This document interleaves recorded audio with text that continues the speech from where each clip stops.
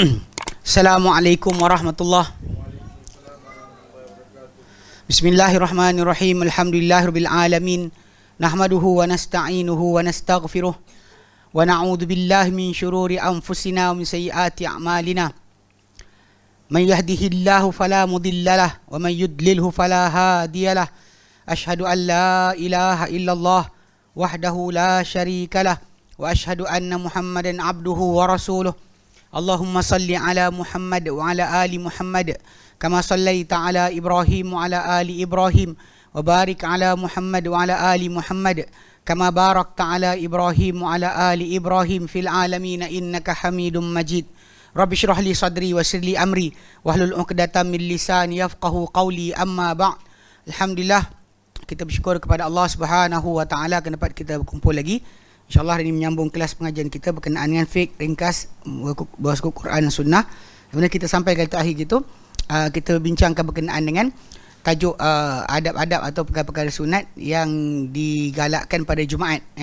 Yang kita katakan bahawa pertama sekali adalah bersegera untuk Jumaat. Ini perempuan dengar cerita lah kot, kan? Tak boleh buat kan? Kecuali anda berada di Mekah ke, kalau dia kata memang ada ruang untuk perempuan solat, pergi.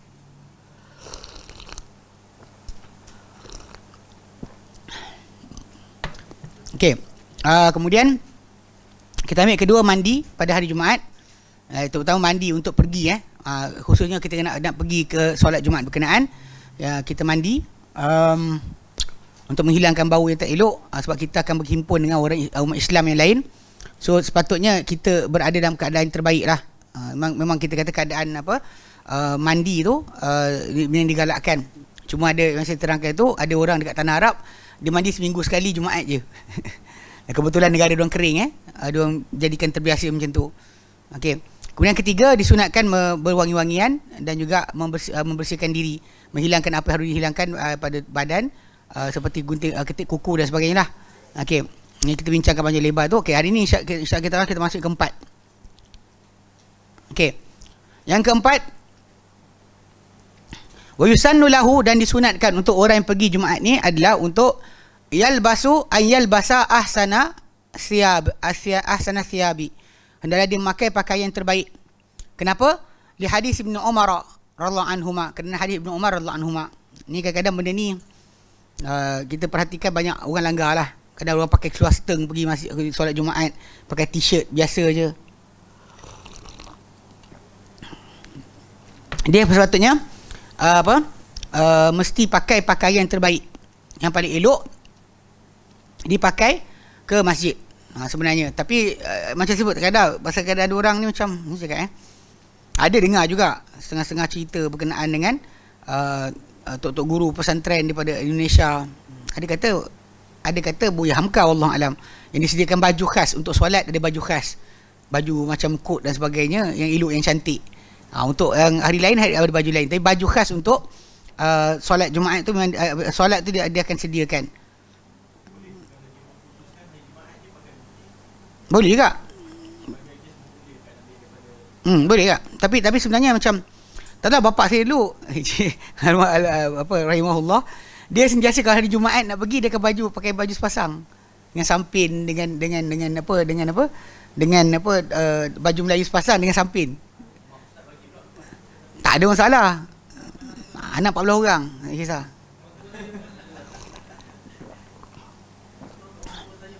Kan orang tua-tua macam tu kan? Kebanyakan orang tua-tua zaman kita dulu jaga adab ni. Adab ke pergi Jumaat tadi pakai dengan baju yang paling cantik, paling elok. Pasal dia actually sama macam hari raya. It's the same as hari raya. Dan siapa yang ada suami tu, suruhlah suami pakai elok. Ni pakai t-shirt pagoda je kan, t-shirt nipis, pergi pakai gaya pelikat tu, tak teleweh. Ni benda yang sepatutnya dijaga lah, yang dielakkan. Sepatutnya memang ada penghormatan untuk terutama Jumaat. Macam orang kata, orang tua kita dulu betul. Bapak-bapak kita dulu memang pergi Jumaat ni pakai cukup. Memang pakai, walaupun dia tak jadi imam. Walau dia tak jadi imam pun, dia tak pakai macam tu. Bapak si imam, tapi nak ceritakan kalau tak jadi imam pun dia akan pakai macam tu. Dia tak pakai pelikat dengan baju Melayu je. Dia akan pakai baju sepasang. Kita pula macam kan. Tapi memang itu keadaan dia. Mana berelok rupa pada hari Jumaat untuk pergi berjemaah. Baik. Dia kata li hadis Ibnu Umar radhiyallahu anhuma, kerana hadis Ibnu Umar radhiyallahu anhuma, dia kata anna Umar bin Khattab, wa Umar bin Khattab anhu,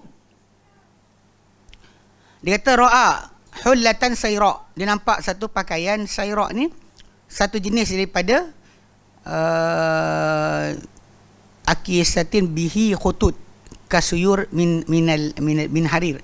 Mana dia nampak pakaian lah yang pakaian yang cantik lah. Pakaian tu daripada ada benang-benang timbul daripada sutera. Baju cantik. Dia nampak inda babil masjid, di pintu masjid. Ada letak kat situ. Maksud dia jual kat situ lah kot. Wallahu alam. Sebab faqala, maka berkata Umar bin Khattab, ya Rasulullah, wahai Rasulullah, law ishtaraita hadha, kalau engkau beli ni, baju ni, falabistaha yaumal jumu'ati, engkau pakai pada hari Jumaat. Walil wafdi idza qadimu alaika, dan juga engkau beli baju ni untuk rombongan-rombongan apabila mereka datang kepada engkau. Bila rombongan tu datang pakai baju yang elok lah, cantik. Dia kata Nabi Rasulullah SAW cadangan tersebut. Okey. Dia kata okey, ada hadis tersebut lah, dia kata itu, dan apa? Cuma pakaian tersebut cantik lah. Bila dia sambungan hadis berkenaan, Nabi kata kepada Umar, inama yalbasu hadhihi man la khalaqa lahu fil akhirah, akan memakai pakaian ini siapa yang tak ada habuan untuk dia hari akhirat nanti. Okey. Tapi pada dalam masa yang sama, lepas tu kemudian datang kepada Rasulullah SAW daripadanya pakaian-pakaian lain, lalu dia berikan Umar baju-baju yang cantik, dia bagi pada Umar bin Khattab, kan, daripadanya satu pakaian. Dia kata kasau tani, kau pagi aku pakai pakaian ni, sedangkan dia kata kultafi hullatin atarid makultan, kau cakap pada baju yang depan pintu masjid hari tu, kau cakap ni kau bagi aku baju baru pula yang cantik. Hari tu kau cakap macam tu pada baju yang tepi masjid tu. Dia kata pada Rasulullah SAW.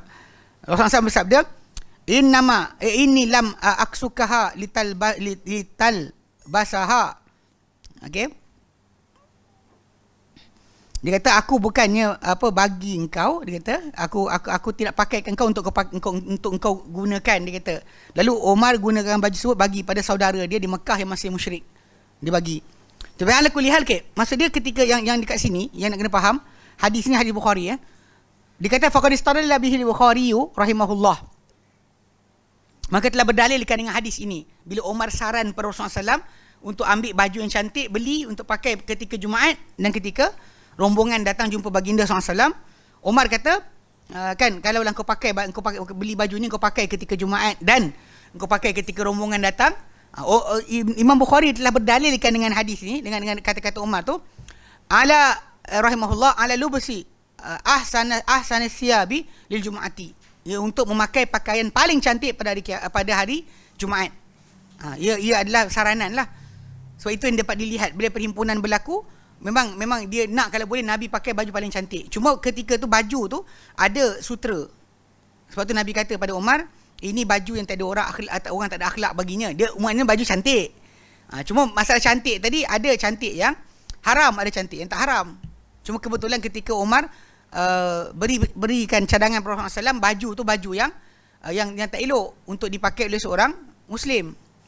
Di sini juga ada panggil panduan berkenaan dengan yang Muslim ni, jangan pakai baju ngarut, kan, baju yang pelik-pelik kan, melampau dia punya hiasan tu jangan dipakai. Wallahu alam. Macam orang kata pula masalah kahwin pula, kan, kahwin tu pakai sehari je, tak pakai besok.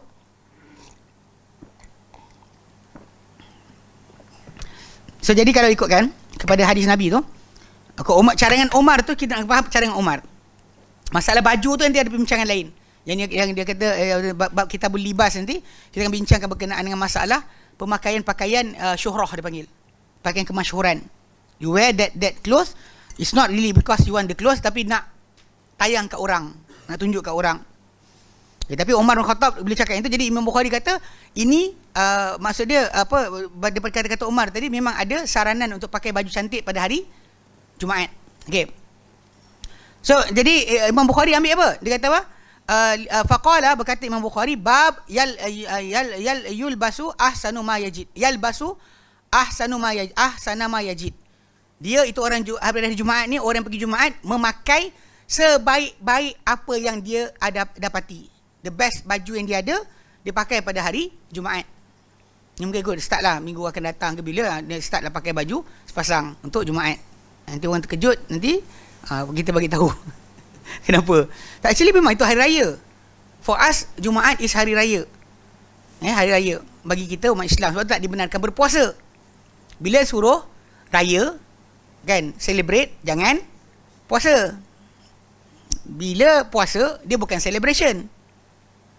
Faham sebab tu bila Nabi puasa hari Isnin kerana hari baginda lahir, bukan itu adalah celebration. Sebab bukan raya.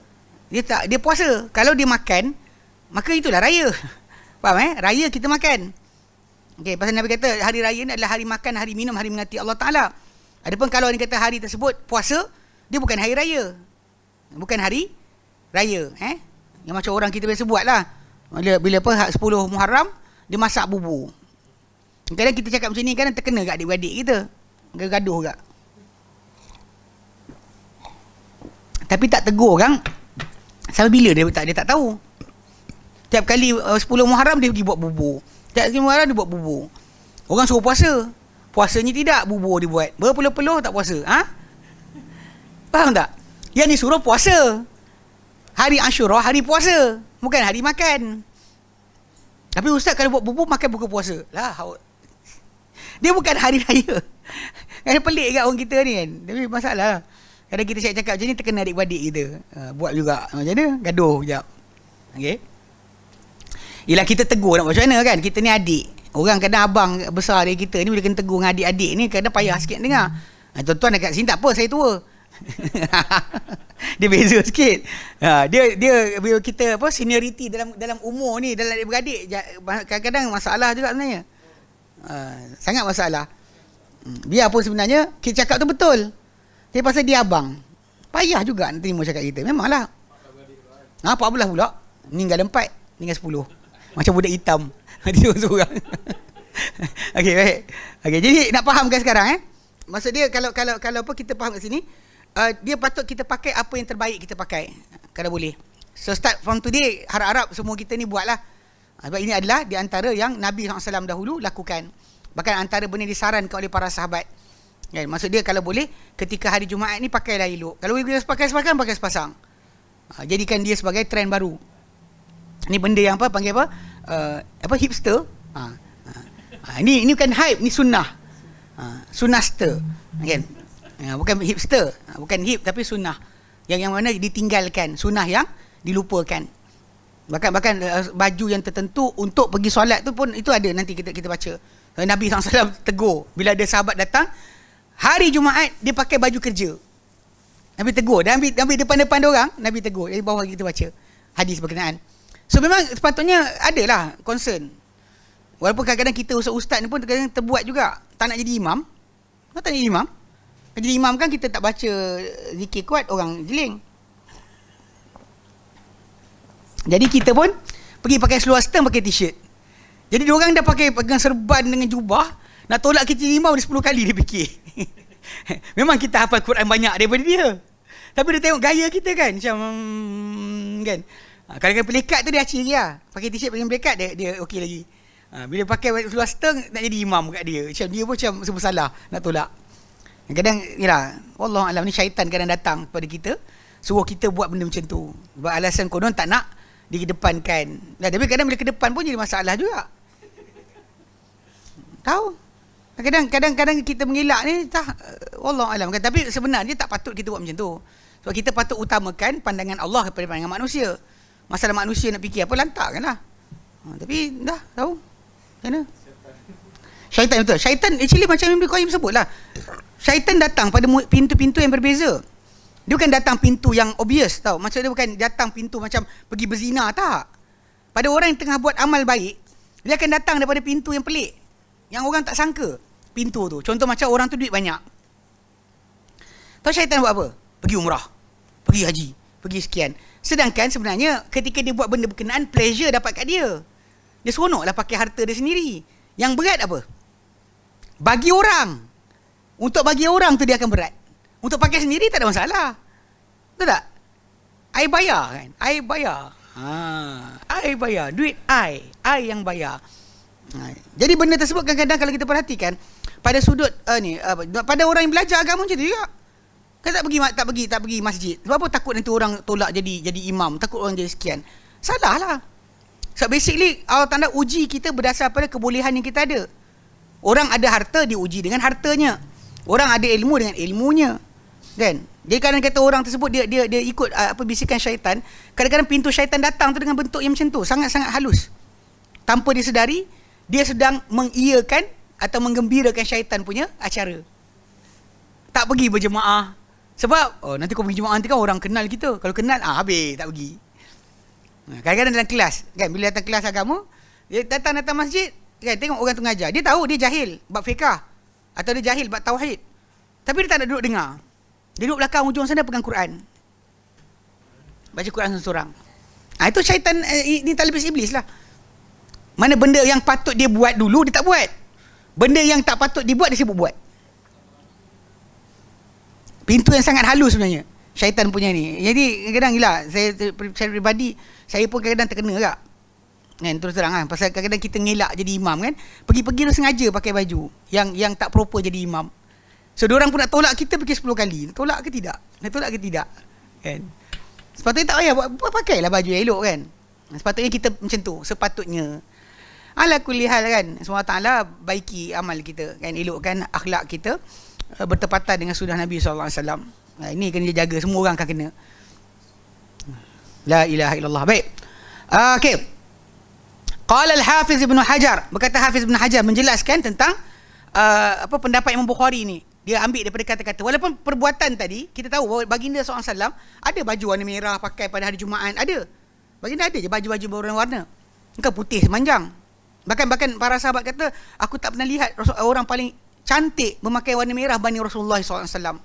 Pakai Rasulullah ada je waktu yang tak pakai something kat atas kepala dia. Lepas tu orang tahu Nabi tak botak atas kepala. So Nabi SAW rambut dia lebat, pakai uban berpelai saja. Pasal kalau bertutup mana orang tahu. Ini benda-benda kena faham Lepas tu ada orang dia kata, yelah dalam masyarakat kita ada kan macam tak jalan tak pakai kopiah sebagainya kan. Boleh je kan, tak ada salah pun. Tak pakai kopiah tu tak salah. Cuma kita kata balik pada asal, macam dikatakan Izzuddin bin Abdul Salam kan, dia pernah ceritakan macam mana keadaan dia tak pakai baju sebagai seorang ulama dengan ketika pakai baju sebagai seorang ulama. Dan pasal dia tu haji kan, dia dengan kepala botak kan, dia pakai kain ihram, orang tak kenal dia tegur salah orang tak dengar. Dia cakap ini salah, orang tak dengar.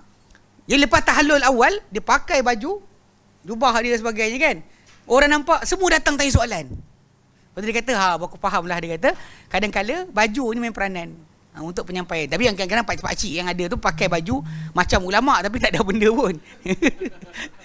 Ni tak maaf okay. Kadang-kadang pakai serban tu lilit macam ulama' tapi cerita dia kalau tak boleh bagi fatwa jangan pakai baju yang tu boleh tak? Sebenarnya masalah sikit.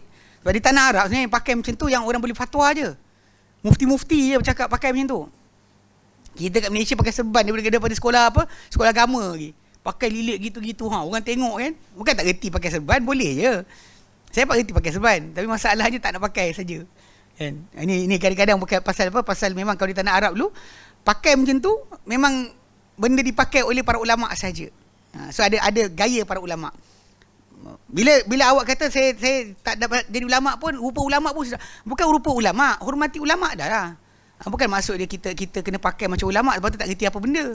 Saya ingat Ustaz Halim Hassan kot cerita. Dia solat jenazah kat mana entah. Sekali tu orang tu rukuk. Pakai serban, pakai sekian, Allahu Akbar, rukuk. Ustaz Halim Hassan ada satu video dia cerita. Saya ingat lagi. Gaya-gaya ulama' dia betul rukuk. Solat jenazah rukuk. Memanglah lupa. Tapi yang pakai macam tu buat apa? Kalau pakai ketayap, ya aci jugalah. Allah Allah. Tapi ya kadang-kadang dia panggil pakaian-pakaian nanti bab libas, nanti bab pakaian kita akan bincangkan insya-Allah. Soal panjangkan usia kita sampai boleh baca kitabul libas. Ni solat pun tak habis lagi. Baik. Okey. Berkata Al-Hafiz Ibn Hajar Asqalani, dia kata wajus idlali bihi min jihati takririhi sallallahu li umara anhu ala asli tajammuli lil jum'ati. Bentuk pendalilan dengan hadis ni, dia bukan kisah Nabi pakai Nabi sekian, tak. Dia adalah dari sudut perakuan Nabi SAW kepada Umar. Bila Umar kata, belilah baju ni kau pakai untuk Jumaat dan kau pakai jumpa tetamu. Rombongan datang, kau pakai baju ni. Dia Nabi tak nafikan itu. Nabi tak setuju baju tu. Baju tu kebetulan ada sutra dan sebagainya. Nabi tak nak pakai baju tu. Baju kilat-kilat kan. Kita kadang pakai juga baju kilat. Beli-beli kan, tak ingat. Benda tu dekat Yaman. Malu kot nak pakai. Tak, dia pasal jenis. Pasal orang Yaman, baju dia semua colour plain je. Memang tak ada baju apa ni. Kami pergi Afrika tak apa. Di Sudan, saya duduk Sudan, saya pakai baju kuning raja. Saya rasa tak ada masalah pun. Sebab orang Afrika lagi colourful banding saya. Orang Afrika pakai baju lagi colourful banding kita. Geng Nigeria kan. Dia pakai baju dengan ropol-ropol mungkin tak ada hal. Pagi tu kita blend in. Pergi Yaman saya nak pakai, saya malu. Serius, sampai saya simpan baju dalam beg, tak pakai. Tak datanglah keluar tengah-tengah, bukan solat. Keluar pakai baju kuning tu. Kan? Memang kau raja nampak marah ha, memang kuning raja betul. Kalau kita keluar tengah-tengah ramai kan, satu bandar tu kita orang nampak di satellite tu, tengok kita nampak. Sebab orang semua colour plain. Kelabu, putih, hitam. Dia kuning. Dari satellite nampak kot. Tak pakai straight, serius. Dia benda tu pasal suasana diorang tak ada macam tu. Diorang semua blend in colour. Orang tak larang. Nobody forbid you from wearing that. Tak ada siapa yang halang awak pakai baju yang tu. Cuma suasana tadi menyebabkan anda malu nak pakai benda macam tu. Kita cakap, tak apa ke pakai. Warna macam ni okey lah kan. Start kilat je masalah. Macam ada kilat dah. Dia tak ada start tak boleh pakai dah. Ini contoh lah. Okay, jadi Nabi tegur pada Umar, Nabi betulkan Umar masalah baju tu. Adapun saranan dia tentang kan bercantik untuk Jumaat, Nabi tak nafikan. Tadi kata apa? Dia kata wajah pendalilan dengan hadis tadi adalah daripada sudut perakuan baginda SAW kepada Umar radhiyallahu anhu mengenai asal bercantik diri untuk hari Jumaat, untuk perhimpunan Jumaat. So bercantik diri tu Nabi tak nafikan. Tapi Nabi tak nak baju berkenaan. So basically kat situ bentuk pendalilan dia. Dan juga walikaulihi sallallahu alaihi wasallam, kena sabda baginda sallallahu alaihi wasallam, ma ala ahadikum law ishtara thawbaini liyaumil jumu'ati siwa thawbai mihnatihi. Apa masalah? Apakah yang kena pada seorang kamu kalaulah dia beli dua baju untuk hari Jumaat selain dua baju kerja dia. Dua baju tu maksudnya kain two piece Bila sebut dua baju tu maknanya atas bawah. Kain tutup bawah badan, satu tutup atas badan. Okey. Jadi Nabi kata dengan dia, kenapa tak beli dua helai pakaian mana atas bawah untuk Jumaat selain baju untuk kerja. Sebab Nabi tengok diorang datang ke Jumaat pakai baju kerja. Ya, satu mungkin ada bau dan sebagainya, mungkin color, mungkin sekian. Allah Alam. Tapi yang pentingnya dalam teguran Nabi SAW tentang perkara ni memang jelas bahawa hari Jumaat sepatutnya kita ni Nabi Sunnah kena dah tukar perangai. Jangan pakai t-shirt seteng, kan t-shirt lengan pendek dan sebagainya pergi datang Jumaat. Pakai baju elok. Kalau boleh pakai baju sepasang, pakai baju sepasang. Kalau rasa nak pakai jubah, pakai baju Melayu lah. Either Arab atau Melayu. Kalau awak Cina, pakai baju Chonsam. Kan? Baju apa, Wong Fei Hong kan? Pakai baju tak kisahlah. Wong Fei Hong. Fidos Wong. Okey, tu Fidos Wong. Wong Fei Hong terkejut. Okey, faham maksud dia kita pakai baju tu memang kena ni kan. So siapa yang ada saudara mara, keluarga sebagainya, yang perempuan ingatkanlah berkenaan dengan tajuk pakaian tadi. Sebab ini benda Nabi sebut. Nabi tengok para sahabat dalam hadis yang nombor 3 tu kan, hadis Abu Daud tu. Ibnu Majah. Yang Nabi tengok sahabat datang solat Jumaat, Nabi tegur. Nabi kata, kenapalah? Apa hal? Apa masalah? Kalaulah seorang kamu ni beli dua helai pakaian untuk hari Jumaat selain baju kerja dia. Mana other than baju kerja. Memang tak salah, tapi masalahnya kenapa tak buat macam tu? Nabi tegur diorang. So kat sini menunjukkan bahawa ini adalah di antara perkara yang kena tukar lah. Saya start besok ke, tukar. Pergi Jumaat pakai baju elok-elok. Kan? Boleh pakai sepasang dengan samping, pakai sepasang dengan samping. Tak, kau tak datang, kau datang minum air tadi kan. Kita cerita. Okey, ni cerita pada Muaz. Tadi saya sebut bapa saya almarhum bapa saya rahimahullah, dia memang sentiasa pergi Jumaat dia pakai baju sepasang. Seriously, kalau dia tak jadi imam pun dia pakai baju sepasang. Dia memang macam tu, dia pakai baju, memang pakai samping, pakai sekian. Abu Talha kata mak tak bimbang, tak ada. Adik-adik 14 orang tak kisah. Anak-anak ramai. So memang dia perangai. Abang kita pun kata, abang kita pun kata macam tu. Memang benda tu pada satu masa dulu, atuk nenek kita, bapak-bapak kita yang tahun 30-an lahir kan, diorang ada perangai macam tu. Jaga attitude pergi berjumaat tadi, tak pakai baju sebarangan. Sebenarnya pakai baju sepenuh.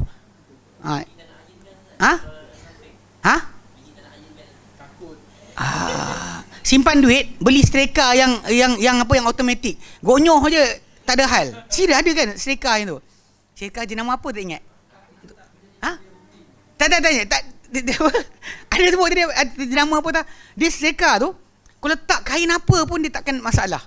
Tak payah nak tentukan ni apa tak. Genyeh je. Apa lah? Ya ada steam tak bukan itu. Dia memang ni. Apa tak kat 1,800 harga. Iya. Simpan duit. Barulah tak ada alasan dia kata bini tak ada iron macamnya.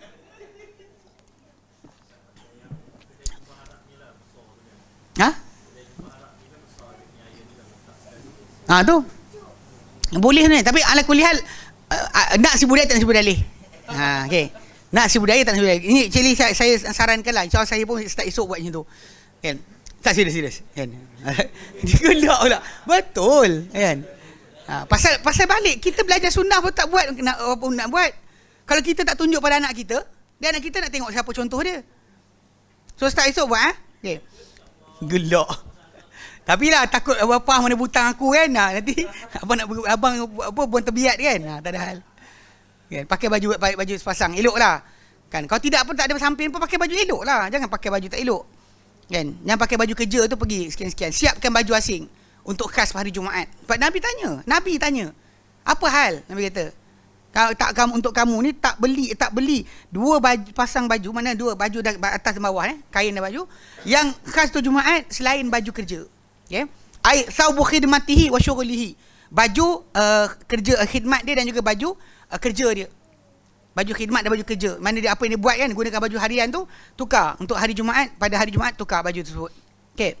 Ini antara perkara sunnah yang ditinggalkan. Okey. Tak beli kitab pun ada. Baik. Kelima. Wa yusannu fi yaumiha wa lailatiha al-iktharu minas salati 'ala nabi sallallahu alaihi wasallam. Dan disunatkan pada siang harinya dan malam Jumaatnya untuk membanyakkan solat ke atas Nabi sallallahu alaihi wasallam. Tak payah buat program maulid. Bukan panggil orang ya Rasulullah, bukan.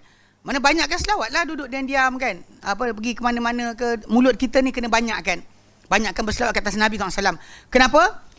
Kerana sabda baginda SAW, dia kauli SAW, akthiru minas salati alayya yaumal jumu'ati. Banyakkanlah berselawat ke atasku pada hari Jumaat. So ini di antara benda yang khas pada Jumaat untuk kita banyakkan solat ke atas Nabi SAW. Okay. Keenam, wa yusannu an yaqra'a fi fajriha fi salati bi suratai sajadata bi suratai sajadati wal insan. Dan sunatkan juga pada pagi Jumaat, pada fajar pagi Jumaat untuk dibacakan dua surah, itu Sajadah dan Al-Insan. Yang biasa orang Melayu kita buat kat Malaysia lah, tapi lepas daripada sibuk naik kerja awal, diorang potong surah Sajadah kerat dua. Satu rakaat pertama sampai sekian-sekian, rakaat kedua falanudhi qannahum sampai habis. Sebenarnya tak patut macam tu. Bahkan Imam Nawawi rahimahullah ada sebut berkenaan dengan larangan daripada perbuatan sedemikian. Sebab dah langgar sunnah lah. Sunnah Nabi adalah Sajadah dan Al-Insan. Tapi orang kita dia pergi potong surah Sajadah tu, potong kerat dua.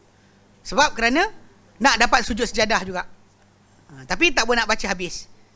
Kalau nak buat macam Nabi. Kalau tidak tak payah baca pun tak apa. Okay? Itu yang sepatutnya lah. Dia kata limuwazabatihi SAW ala zalik, kerana bersungguh-sungguh menjaga Rasulullah SAW atas perkara itu. Mana banyak Nabi buat. Sebab tu kadang-kadang saya ingat dulu sekali kot. Waktu dekat tahun bila tak ingat. Pergi umrah. Memang hari tu imam tu buat. Kebetulan saya tegur dah jemaah. Saya kata nanti kejap lagi, besok pagi saya kata, besok pagi kadang-kadang saya kata imam buat. sujud sejadah. Kaum perempuan mesti tak tahu kan. Orang lelaki kan pergi masjid tahulah. Pada pagi Jumaat akan baca sajadah. Kemudian al-Imam sajadah dan juga surah Al-Insan. Cerita kelakar dia, hari tu, besok pagi tu orang buat. Memang betul, imam tu buat. Balik-balik waktu sarapan pagi, dengar cerita. Akak ni dah terkejun, akak ni dah apa. Saya sujud Ustaz. Tiba-tiba tengok, kan rupanya dia orang sujud. Saya rukuk aja, dia kata. Adalah cerita, saya kata pesan dah. Lain kali nak bergerak, sebenarnya satu benda yang kena ingat. Jangan bergerak ketika berjemaah kecuali lepas imam Allahu Akbar. Ini kita sebut dari tu. Bab solat berjemaah, jangan bergerak sebelum daripada imam tamat dia punya takbir. So antara saya perhatikan banyak orang langgar yang masjid-masjid mana kan, imam baru dia terkejun dah. Imam kan, dia lenguh kaki ke wallahu alam. Tapi sebenarnya ikut pada hadis Nabi SAW, yang Nabi kata dalam konteks yang kita baca itu, bab imam, bab keimaman, kan Nabi kata innama ju'ilal imamu liyutamma bihi. Imam dijadikan untuk diikuti. Idza kabbara fakabbir. Bila takbir, kamu takbir. Kan? Wa idza kabbara faraka'a fakabbir warka'u. Bila dia takbir, dia rukuk, kamu takbir, kamu rukuk. Dia takbir Allahu Akbar, dia rukuk, kamu takbir, kamu rukuk. Bukan kamu dia terkejun. Itu salah sebenarnya. Banyak kita perhatikan. Nak tengok masjid-masjid yang orang dah belajar sunnah atau tidak, tengok benda tu. Kalau dia kata kena tegur manjang, tengok dia akan stop, berhenti. Tunggu imam Allahu Akbar. Kalau kita ikut macam tu, tertib, kita akan silap lah masalah sajadah tadi. Sebab the first soft akan ikut sujud. Tengok nampak imam buat apa. Dia akan sampai pada kita. Tapi kita dah terjun dulu. Itu yang jadi macam macam mana? Kadang-kadang memang Masjidil Haram pun buat kan. Dia kata okey, wa fi yaumiha, dan pada harinya pula bi suratil kahfi, pembacaan suratul kahfi.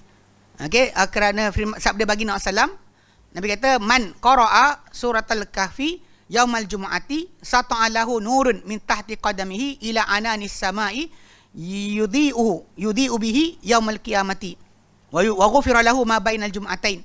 Barang siapa membaca suratul kahfi pada hari Jumaat, bukan malam pada hari Jumaat.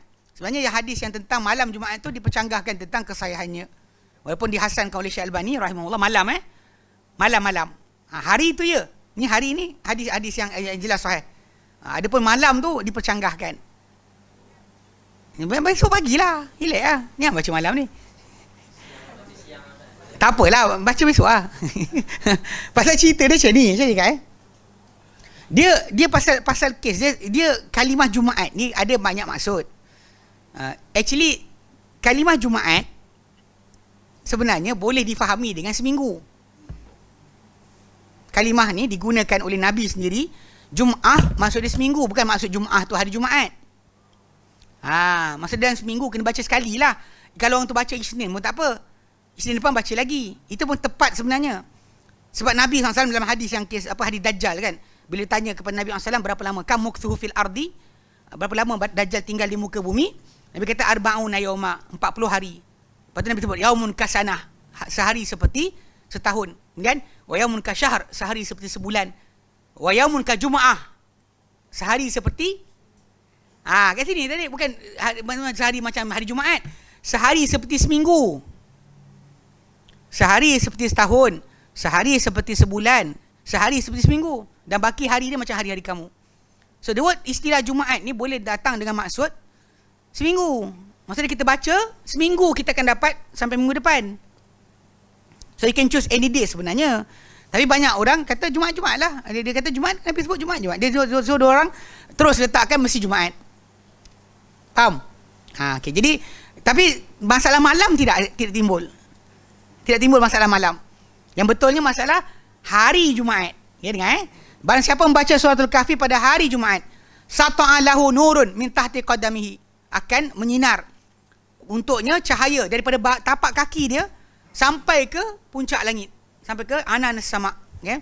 Yang cahaya tadi yudhi'u bihi yaumal qiyamati, akan terang untuk dia pada hari kiamat nanti. So jadi amalkan kan, baca, bahkan hafal kalau boleh suratul kahfi, supaya nanti kalau Dajjal datang tak sibuk nak buka handphone. Faham kan? Ni kata Dajjal datang, Nabi kata kalau dia bukan amal. Saya perhatikan banyak orang kadang-kadang sekarang masjid, bila zaman tiba-tiba COVID lah, apa benda lah, diorang ada idea, kononnya kita kena baca waktu malam. So, cerita kelakar, dia ada satu masjid dekat Putra Heights. Tapi bila diorang tukar jadual, saya tak boleh pergi. Bukan diorang buang saya. Dia tak buang saya. Cuma dia tukar jadual, saya tak boleh pergi. Jadual asal saya pergi, jadual kedua dia bagi, saya tak boleh masuk. Saya tak lepas. Timing dah belaga. Bukan ni. Diorang memang kontak nak ajak lagi, tapi saya tak boleh pergi. Tapi ketika yang cerita kelakar dia, sekali tu, Sekali tu apa diorang, saya terangkanlah masalah surah Kahfi ni. Saya terang. Lepas tu kan, lepas saya habis solat Isyak kan, saya gerak nak bangun, rupanya diorang edarkan surah Kahfi punya muka ni untuk baca ramai-ramai. Saya baru sebut tentang maksud cara mempertahankan diri Dajjal dengan surah Kahfi tadi. Kalau jumpa, dah lari-lari dah, pergi dekat Baitul Salam dia datang, pergi dekat Baitul Rahmah dia datang, pergi Al-Khadim dia datang, pergi mana-mana dia datang. So tak boleh lari dah, jumpa tembung juga. So bacalah, Nabi kata 10 ayat awal surah Kahfi. Bila kita terang macam tu, ada orang faham maksud dia, mana-mana kena baca depan dia lah. So dia angkat tangan, Ustaz kalau tak hafal macam mana? Saya pun kata, akak nanti tak hafal, nanti akak bila Dajjal datang akak buka Quran Android. Lepas tu bila Dajjal datang kan, akak kan kejap akak browse. Lepas tu akak baca. Maksud hafal dari sekarang lah. Hafal dari sekarang. Dan memang pembacaan tu bila digalakkan, macam Al-Baqarah digalakkan 3 hari sekali, anda akan hafal kalau anda rajin baca. Jarang-jarang baca tu yang sangkut-sangkut tu, sekali-sekala baca memang tak jadilah.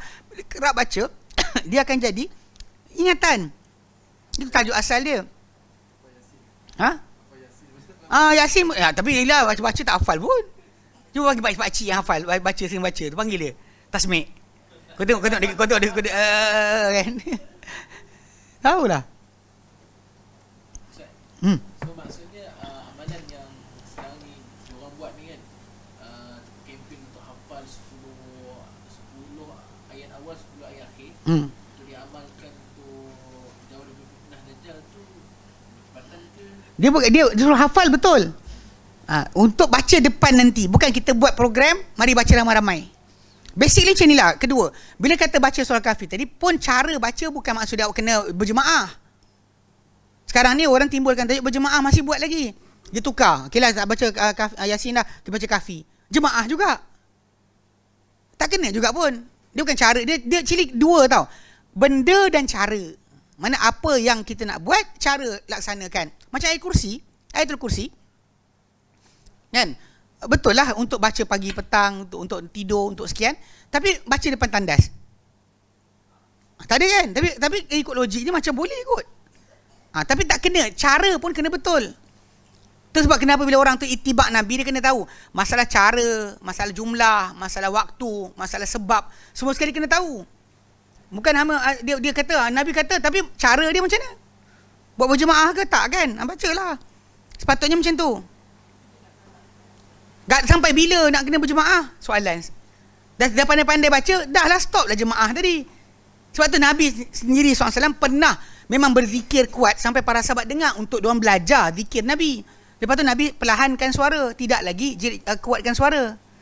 Lepas tu Imam Syafi'i sendiri kata, bukan sebut. Sebab tu kena faham apa masalah konteks pelaksanaan tadi. Kalau sampai bila tak geti-geti tu, sampai bila? Faham tak? Kalau mula-mula ajar tak faham, lama tertinggal, sunnah tadi kita buatlah untuk orang dengar. Lepas satu peringkat kena berhentilah. Jika tidak jadi amalan berterusan. Lalas baca berjemaah tadi orang kata sunnah, sedangkan bukan sunnah baca berjemaah. Faham? Okey, baik. Okey, dia kata yang terang untuk dia pada hari kiamat nanti, dan diampunkan untuk dia apa di antara 2 Jumaat berkenaan. Mana antara Jumaat tu dia akan diampunkan. Mana 2 dalam seminggu tu, dari Jumaat ke Jumaat dia akan diampunkan. So basically kita kata kalau kita nak buat macam tadi, baca seminggu sekali ke, ataupun kita pilih hari Jumaat, hari. Bukannya bertentu malam. Yang malam punya ada khilaf berkenaan dengan kesahihan hadis berkenaan malam Jumaat. Itu ada khilaf. Syekh Albani hasankan. Tapi banyak yang lain kata dhaif hadis tu. Baik. Macam mana? Bukan, kalau untuk bacaan yang dapat ni, baca semua. Bukan baca 10 ayat akhir je. Untuk dapat cahaya tu bukan 10. Itu 10 tu hafal untuk nanti jumpa Dajjal. Lepas tu saya kata dia akak tu dia faham. Saya kata dengan dia, kalau tak hafal macam mana? Dia kata yang tu. Mak dia faham lah. Kalau Dajjal datang, baca. WHO datang. Baca tak jadi apa kot. Allah Allah kan. Yeah. 10 awal saja ke 10 akhir dia? Dia khilaf berkenaan lafaz tu datang dua-dua. Dua-dua riwayat dan hadis tu datang. Tapi majoriti para ulama kata yang lebih kuat adalah 10 awal. Banyak para ulama kata 10 awal. Walaupun lafaz 10 akhir pun ada. Yang kata 10 akhir Al-Kahfi. Ada sebut macam tu. Tapi kalau anda kata orang tu ambil 10 awal pun dah cukup madai. Pasal kena dengan salah satu. Jatuh ke? Okay. Salah satu yang lafaz berkenaan yang paling kuat yang 10 awal. So itu lain yang baca Al-Kahfi ni the whole surah. Surah tu semua sekali. Baca pada hari Jumaat. Okey? So bukannya 10 awal sahaja. Ada orang nak cahaya 10 awal je. Tak jadi. Macam juga Al-Baqarah untuk syaitan tak masuk rumah, the whole surah. Bukannya 5 ayat pertama. Kemudian ayat 163. Kemudian ayatul kursi. Kemudian 4 ayat akhir. Yang sedar orang buat tu kan. Wa ilahukum ilahun wahidun. Dia itu bukan macam tu. Tapi ada orang dia kata cukup dah. Sedangkan yang Nabi sebut yang sahihnya adalah Al-Baqarah tu the whole surah. Untuk rumah anda tidak dimasuki syaitan. Faham? Bukan buka geset. Awak baca. Malas kan. Tak masalah geset pasang tengok movie. Lampau-lampau lah ni.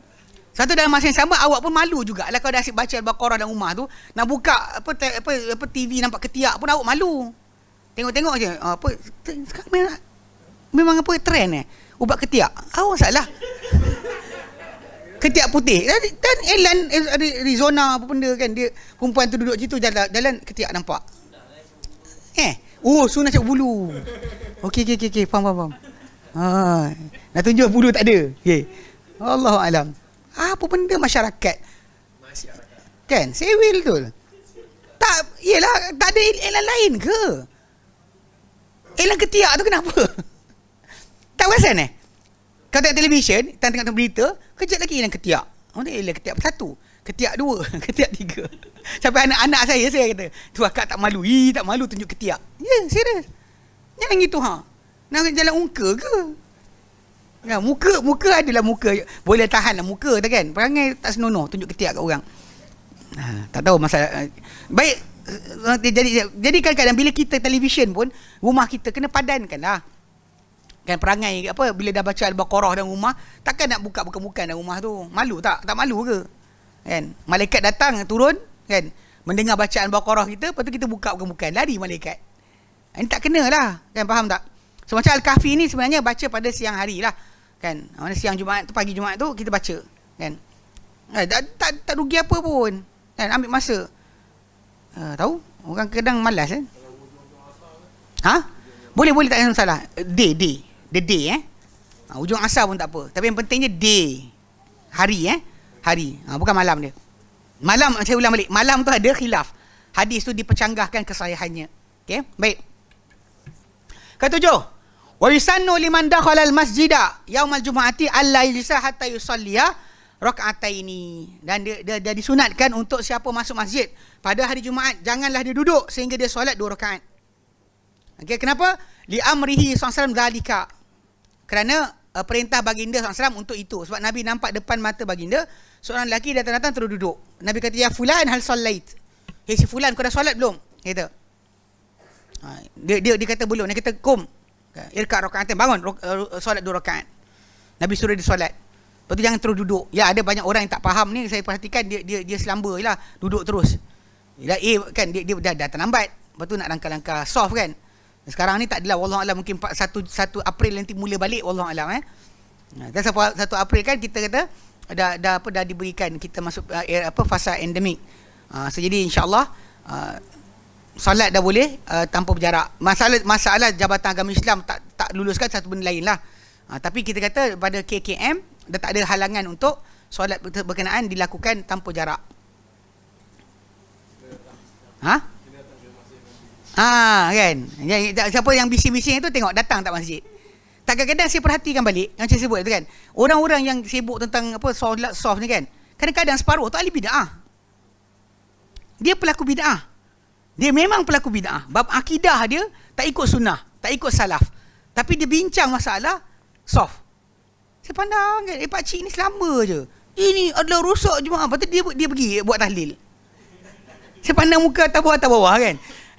Dia cari alasan sebenarnya.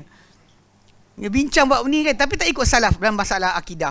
Tak ikut adab-adab macam salafus soleh berkenaan pemerintah. Tapi bincang tajuk apa soft ni macam seolah-olah dialah apa jaguh utama kan berkenaan dengan sunnah Nabi.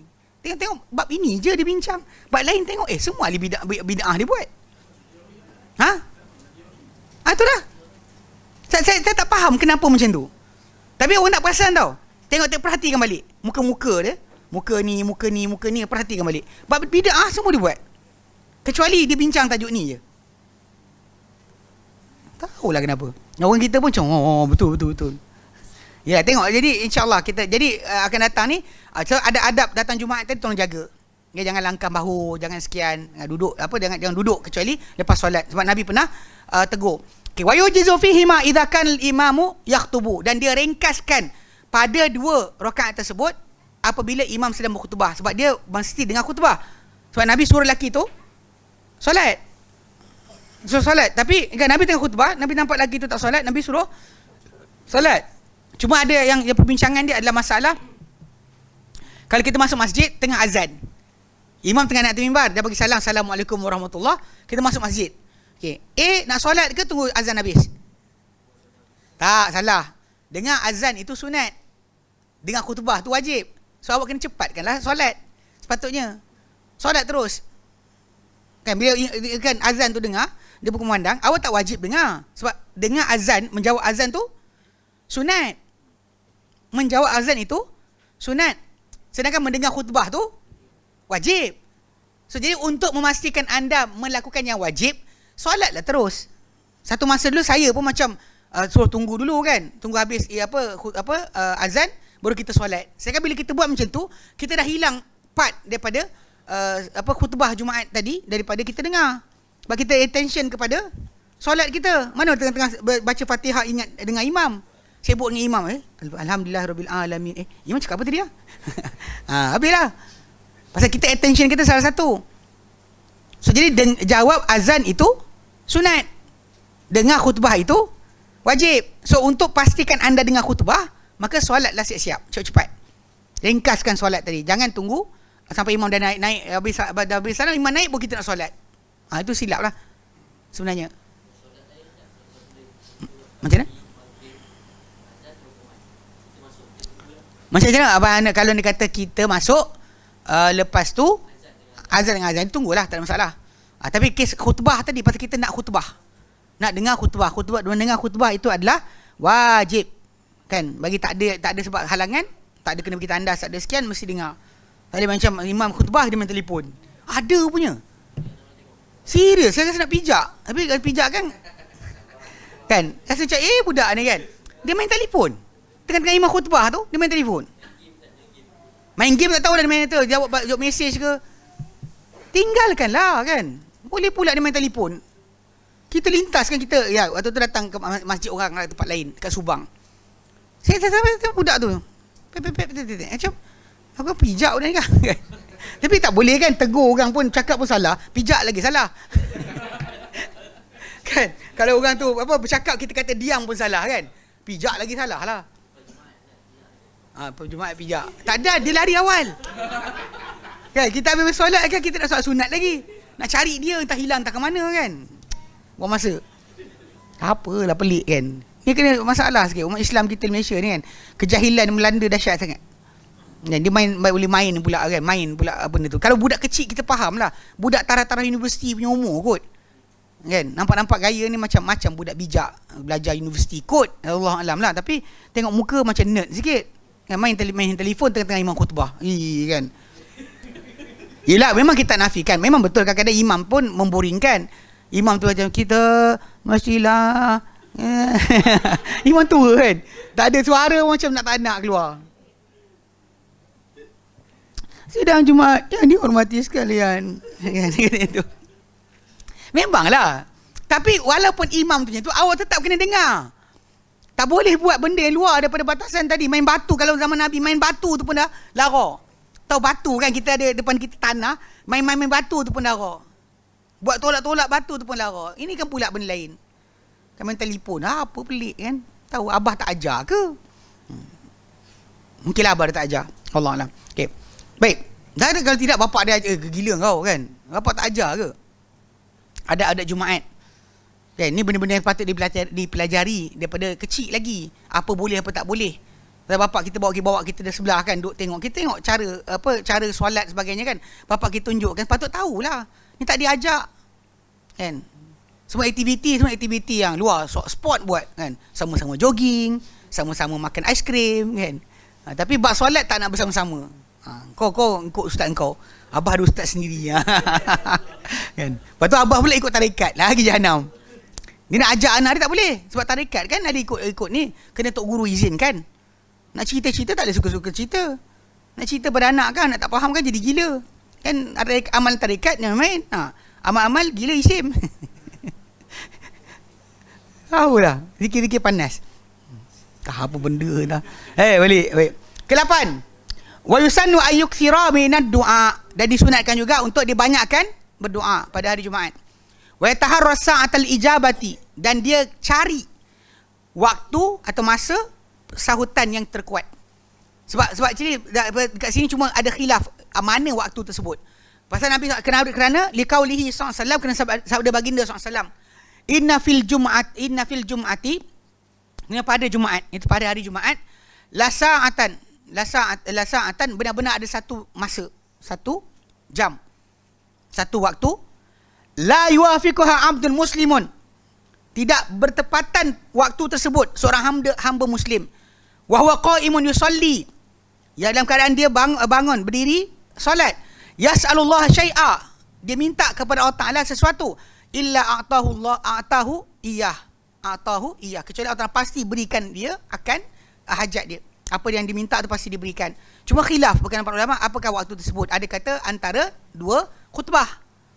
Masa ketika imam berdiri, khutbah kemudian imam duduk. Ketika tu dia tak payahlah follow yang diorang sebut tu. Setengah masjid alhamdulillah dah berhenti. Masjid dalam Kuala Lumpur sebenarnya tak buat dah selawat ke apa. Kalau kat Kedah dia ada selawat apa? Ada selawat dia. Selawat apa? Apa nama selawat? Nama selawat saya tak ingat. Tapi dia Allahumma salli wa sallim wa zid wa adim wa an'im wa tafaddal wa barik bi jalalika wa kamalika ala zaini ibadika asyara. Dia tak tahu benda dia ada nama khas, selawat khas. As'adil Arabi wal Ajam. Yang kadang sekarang ni orang pakai selawat tu untuk pengantin masuk dewan. Pengantin masuk dewan baca selawat tu. Baru dah ada orang tanya saya, apa benda ni? Saya kata bid'ah. Kan? Bid'ah lah kan. Lepas tu nak buat apa? Entahlah. Kalau pengantin masuk dewan nak buat apa? Entah. Nabi tak pernah ajar pula masuk dewan. Kan? Nak suruh bersilat pun tak apa. Tak kisahlah, buatlah benda lain. Tak ada perlu selawat khas. Kan? Selawat yang tertentu untuk dibaca kan. Kan? Cuma ada orang tukar je lagu. Masuk dalam dewan, lagu. Oh, ini ada sekali satu kenduri kahwin. Kan? Memang dia punya pengacara tu dia tukang juru acara tu dah bagi tahu suruh pasang selawat ketika mana ganti masuk dewan. Geng-geng jaga audio pergi bantai pasang lagu Mak Saleh. Dah separah jalan kan. Korang tak pasang selawat, kenapa kompang? Korang pasang ni kenapa? Lepas tu tengok muka budak-budak tu cuak. Saya dia kata ingatkan macam biasa-biasa punya. Biasa-biasa orang pasang lagu Mak Saleh. Apa benda tak, You My Life dan sebagainya, benda lah. Apa benda lagu-lagu entah, lagu cinta-cinta kan. Habis tak terminai tak selamat pun. Kan? Biasa-biasa kalau kadang nyanyi lagu-lagu tadi tak ada pun aman bahagia sampai anak cucu. Kan? Sibuk pasang lagu berkenaan kan. Tak tahu kenapa. Ayuh kami lagi. Okey. Baik, tapi cerita dia nak faham kan? Benda berkenaan tak ada ditentukan. Cuma selawat kadang ada antara khutbah tu kan ada orang baca selawat. Dekat belah Selangor ada setengah tempat masih lagi amalkan tempat-tempat tersebut. Tapi ketika waktu tu antara waktu So kalau anda kata ketika diorang tengah imam duduk, antara dua khutbah, sebenarnya itu antara waktu yang dikatakan para ulama sebagai waktu yang terpilih untuk kita berdoa. Dan memang imam pun sebenarnya fastaghfiruh innahu huwal ghafurur rahim. Minta ampunlah kepada dia. So dia Allah Taala Maha Pengampun, Maha Penyayang. So imam suruh kita minta ampun. So bila kita imam duduk, kita minta ampun lah, Allahumma firli dan sebagainya. Datang bantai kawan tu pergi selawat lah. Dia tarik suara dia. Itu masalah juga kan. Jadi benda berkenaan sepatutnya dah dihentikan lah. Tapi masih ada orang tempat-tempat dia masih dia tak boleh, tak buat macam kan, macam kan, habislah Jumaat kita. Sah ke Jumaat? Jumaat jadi tak sah sebab tak buat amal tu. Okay, jadi kita sepatutnya waktu tadi. Ada juga yang mengatakan bahawa lepas asar. Lepas asar sebelum maghrib ada dia berterusan sampai terbenam matahari. Sebelum matahari terbenam, waktu tu waktu makbul doa. So basically kalau kita dah dengar janji Nabi ni, kita kejarlah. Carilah waktu tersebut, kosongkan waktu untuk kita berdoa. Sepatutnya macam seperti akhir malam lah, last third of the night, 2:30 sampai subuh. Kalau kita rasa ada hajat, bangunlah, mintalah kepada Allah Ta'ala. Janganlah kita duduk diam, golek-golek, besok pagi jumpa ustaz saya ada masalah kan. Tak betul, salah lah. Awak ada tempat, ada masa janji yang Nabi kata makbul doa, makbul rayuan. Tapi awak tinggalkan masa yang Nabi sarankan, awak tunggu ustaz. Buat apa? Kenapa? Allah Ta'ala akan berikan penyelesaian lebih baik daripada ustaz tersebut berikan. Tapi awak tak nak ngadu pada Allah Ta'ala. Sebab tu macam timing masa tadi kan, kosongkan waktu kalau boleh.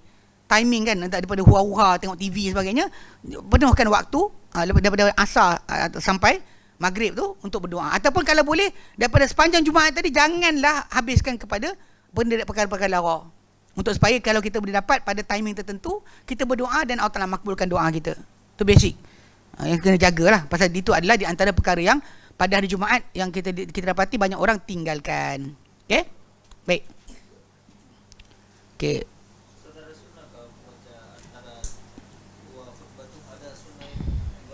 Tak ada bacaan khas. Tak ada. Yang pentingnya dia ada waktu makbul doa. Bab angkat tangan ketika mana doa imam. Kalau kita berdoa sendiri, memang tak salah kita angkat tangan. Sebab kalau anda nak tahu sebenarnya, antara kalau kita belajar mustalah hadis, belajar ilmu hadis, ilmu mustalah hadis atau ulumul hadis, sebenarnya antara hadis mutawatir makna. Maksud mutawatir makna ni, dia bukan hadis yang diceritakan oleh semua orang satu kejadian. Tapi kejadian tu dekat sini sebut, dekat sana sebut, dekat sana sebut, kumpul balik hadis ni dapati semua sahih. Semua menunjukkan bahawa perbuatan tu ada. Antara yang dikatakan mutawatir makna ni adalah mengangkat tangan ketika berdoa. Hadis mutawatir makna. Bukan mutawatir lafaz makna dia mutawatir. Sebab Nabi dalam kisah ini, dalam kisah ini, dalam kisah ini, dalam kisah ini, dalam kisah ini memang Nabi angkat tangan ketika berdoa. Jadi basic dia angkat tangan berdoa tak salah. Cuma jadi timbul masalah kepada hari Jumaat ketika imam berkhutbah ataupun dalam akhir khutbah imam, bila imam berdoa. Imam itu sendiri betul. Memang pernah ditegur oleh para sahabat bila mana ada orang angkat tangan berdoa. Imam tu angkat tangan berdoa, ditegur oleh para sahabat Nabi SAW. Dan Nabi dahulu hanya berdoa dengan angkat jari saja. Kecuali minta hujan, Nabi angkat tangan. Minta hujan, Nabi angkat tangan. Tapi kalau tidak, Nabi angkat jari. Cuma makmum pula soalan, adakah berangkat jari? Itu yang ada khilaf dia. Dikhilafkan berkenaan dengan makmum. Patut tak angkat tangan ataupun tidak, ataupun dia aminkan saja. Sebab balik pada asal, memang mengaminkan doa imam tak mesti angkat tangan. Ada kita pun bila doa masa tandas tak angkat tangan. Baca je kan angkat tangan. Allahumma inni a'udzubika minal khubuthi wal khaba'ith. Kemudian nak buat hubungan isteri pun baca doa angkat tangan. Ni masalah jugalah. Sudut yang kita panggil kena faham bahawa angkat tangan itu bukan sepanjang waktu. Tapi angkat tangan pada keadaan tertentu tak disalahkan. Tak ada masalah. Cuma bab Jumaat tadi itu ada khilaf berkenaan dengan masalah makmum. Adapun imam memang hampir majoriti para ulama semua kata tak ada. Imam tak angkat tangan ketika berdoa kecuali minta hujan. Anda minta hujan dia angkat tangan. Jika tidak, perbuatan angkat tangan tadi adalah dikira melampau. Nabi angkat jari saja ketika berdoa. Baik. Al-babul hadi asyar. Al-babu al-hadiyu asyara. Okay. Bab ke-11. Fi salatil khawfi, tentang solat khauf. Jumaat habis Selesai, faham Kan ada soalan lagi? Tanya Jumaat, tak ada? Jap.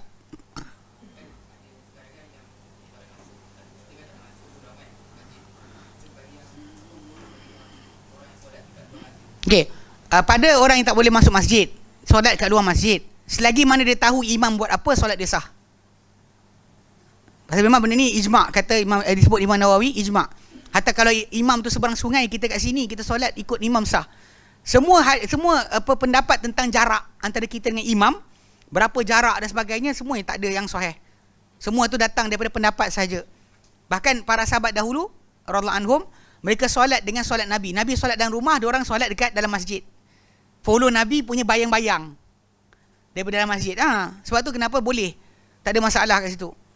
Imam dalam masjid, awak luar masjid, atau imam luar masjid, awak dalam masjid, semua tu sah sebenarnya. Cuma balik pada asal orang kita lah, kau biar benar tuan-tuan anjing datang, tak solat. Itu masalah sikit. Tapi secara asasnya boleh je. Kan kalau kata pihak surau atau masjid tak benarkan masuk, bentanglah sejadah depan tu, solatlah. Apa masalah dia? Boleh je solat. Asalkan anda tahu imam buat apa. Zaman sekarang memang sebenarnya awak tahu imam buat apa. Kan sampai ke, bukan setakat tu, hujung kampung tahu imam buat apa. Tapi sebenarnya yang kita dekat situ lah. Kita tak ada masalah untuk kita follow imam. Tak ada masalah putus saf. Tak ada masalah putus saf sebenarnya. Yep. Yang tadi tu cerita pasal jarak Kalau misalnya kita yang pasal ni ada pagar tutup pula. Sama je. Asal tahu. Balik pada asal, para sahabat Nabi dalam rumah, diorang dalam masjid. Diorang follow Nabi punya solat. Mana kata asal daripada yang macam ni, sebab tu di-apply di Haram Mekah. Ya, betul. Tanah Haram Mekah semua kawasan. Asal kau tahu imam tu buat apa, kau follow. Yang kawasan tu lah. Yang bukan kawasan Jeddah pula. Itu melampau kan. Kawasan tu kawasan Tanah Haram lah.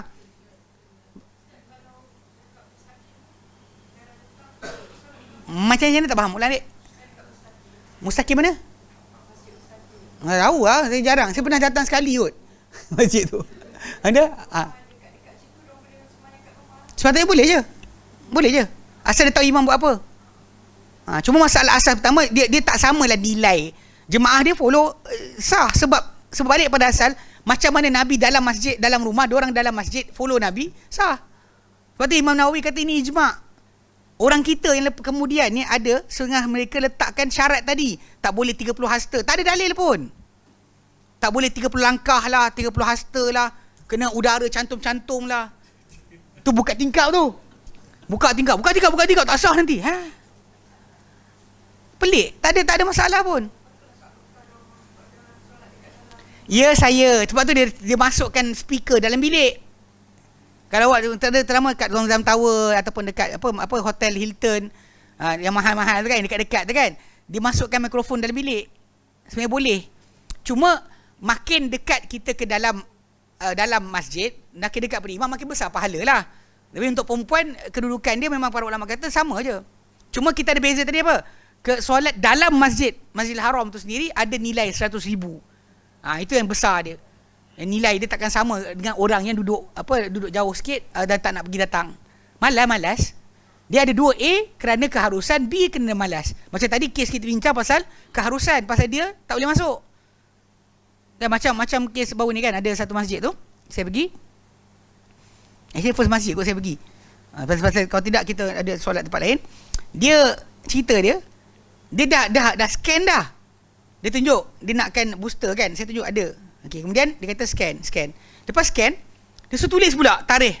Kita punya vaksin 1 2 3 tu. Ni rela kat luar tu lah, wallahualam siapa bagi arahan pada dia. Tapi seorang budak tu, salah seorang rela tu kan. Apa masuk bang? Dia cakap itu. Dia tengok saya punya kan. Cukup dah, okey, then dia kata abang masuk. Lepas tu kawan tu kata, dia masuk. Dia faham lah pasal dah saya scan, apa masalah apa lagi? Tak khilaf. Ini kan khilaf. Ini masalah biasa lah. Kita kata lebih sudu dari kuah. Cuma kadang-kadang dia orang pun bimbang juga, nanti gaji tak dapat ke, apa berjadi dipersalahkan, saya faham. Tapi masalah dah tulis. Kalau orang yang tak ada booster, suruh tulis, saya faham lah. Saya ada 3 tadi. Tunjukkan sijil tu, tekan depan dia. Tekan ni, buka, ada. WHO dapat kan. Endorsement WHO. Gitu. Jadi kelakar je dia suruh tulis balik. Jadi budak salah seorang tu kata, masuk je. Dia cakap yang tu. Rela tu sendiri, dia kata saya suruh masuk. Saya dah scan. Lepas dah scan dah, nak masuk. Lepas tu kawan kata, dia tak tulis lagi. Dia cakap yang tu. Itu kadang-kadang dia orang sendiri je sebenarnya. Nak mudahkan tu susahkan ni kadang banyak lah. Kan? Benda tu kita tahu mungkin prosedur tu tak ada SOP jelas sebab benda ni baru berlaku. Kan? Bila pertukaran dan sebagainya biasalah.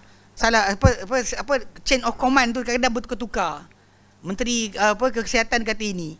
Menteri agama kata ini. Menteri sains kan kata ini. Semua cakap bukan-bukan. Faham tak? Maksud dia tak tally. Itu je. Pasal-pasal maklumat berbeza tu masalah lain lah. Tapi benda tersebut atas kita ikut je. Kita sampai tinggi kepala kan, follow je. Tak boleh masuk balik kan, atau tak boleh masuk bentang sejadah solat, ikut je. Tak ada salah pun. Masalah tak nak. Dia manusia ni kena tanggung dosa. Kalau salah KKM, kalau lah Jaiz salah ke dalam ijtihad diorang, diorang pemerintah boleh ijtihad. Kalau dia ijtihad dia salah, dapat pahala 1. Kalau dia betul dapat 2. Dosa tak ada tau. Bila orang kata macam, tanggunglah dosa kami. Apa hal kau kan? Poyo betul.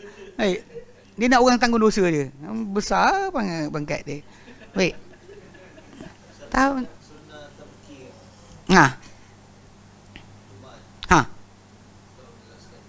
Tak berkir. Kau tak datang lah itu. Tak berkir. Senang tak berkir. Kita tak awal. Kalau boleh daripada pagi lagi. Pukul 7 pagi tu lepak masjid. Dapat unta punya nilai. Kalau kata awak datang-datang lewat kan, dapatlah apa kecil lah sekali telur. Kalau datang masjid lepas pukul 11 tu, nak apa pukul 12 tu masuk tu, itu telur je. Seperti mengorbankan sebiji telur. Itu je, tak ada. Memang kita tawal. Kita bincang dah. Masa kelas tak datang. Soalan lain? Tak ada. Tadi solat khauf. Kalau masuk solat khauf kan nanti tajuk lain. Tak mau masuk Dulu. Tadi ada soalan online.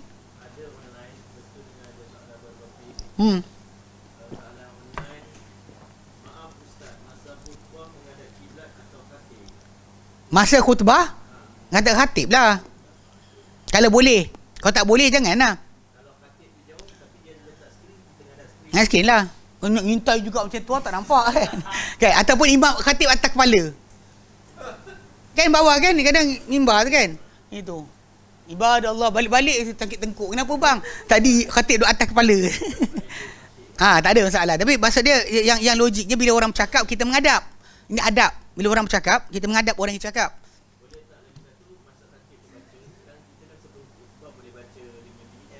Terus? Tak payah. Dengar je. Dengar khutbah. Bukannya baca khutbah. Khatib dia baca ke dia cakap secara langsung ke tak ada tajuk. Awak kena dengar. Cameraman sebenarnya tak timbul tajuk sebenarnya. Dia patutnya dia tumpu pada dengar kepada khatib. Bahkan tak ada tugasan lain sepatutnya timbul. Malaikat pun tinggal dan nulis. Malaikat elok tu tulis tinggal kan untuk dengar khutbah. Lepas tu awak pula jadi lagi hebat di malaikat. Malaikat macam, iya benar Mamat ni kan. Aku dengar dia pun sibuk macam. Ada orang dekat satu masjid tu kan. Tak tahulah dia punya tugasan. Wallahualam. Tapi kalau dia tengok ceramah ni, dia tahulah saya cakap dia. Pasal saya nampak dia sekali. Kita tengah-tengah ni kan. Tentang imam dah start tu kan. Dia pergi sampai ke depan. Dia ambil telefon dia. Tak gambar. Lepas tu dia duduk. Saya macam, apa motif kau? Tak dia JK. Dia cerita dia. Apa benda dia buat? Saya macam sampai sekarang confused. Buat apa? Itu bukan kepentingan. Masalah tajuk dia update Facebook punya status bukan termasuk dalam agama. Termasuk masalah kamera tadi. Kalau tak ada khutbah tadi kan, kalau rasa tu set up je terus dekat tepi imam tadi kan, kamera handphone dan sebagainya. Lepas tu belah lah sebelum daripada imam naik. Ini awak pula sibuk pula nak sekian. Ulang balik. Malaikat pun tinggal kerja nulis. Awak pula lebih dari malaikat.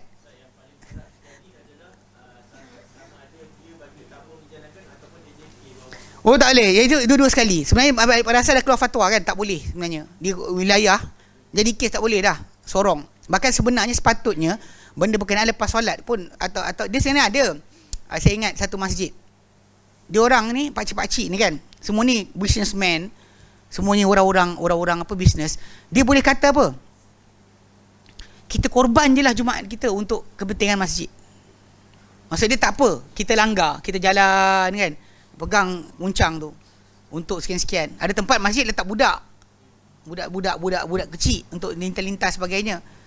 Ada tempat tak dia orang tua di sendiri. Kononnya dia buat benda berkenaan untuk berkorban bagi kumpul dana bagi masjid. Ni pun salah jugalah. Bukan itu cara dia. Ketika mana khatib berkhutbah, awak patut dengar. Bukan pergi mengayau ke lain-lain sebagainya. Balik pada asal, even jaga pintu pagar. Ustaz imam tu kunci pintu dia, kunci pintu tu. Tak payah buka untuk VIP tadi datang lewat. Serius. Tak boleh lah. Kalau malaikat pun dah tinggal, salin siapa masuk, awak pergi sibuk buka pintu balik apa? Macam mana? Ya, aku pekak sikit ni, motor tak dengar. Ada kat jangan diam. Ada?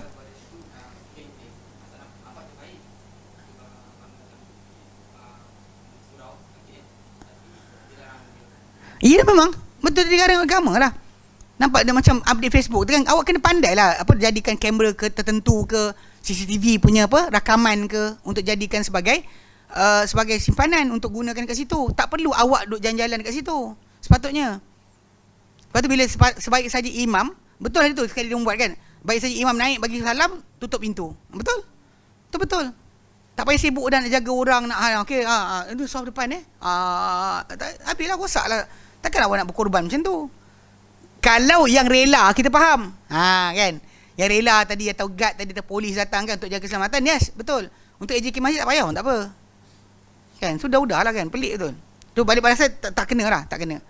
Ulang balik, malaikat pun tinggal.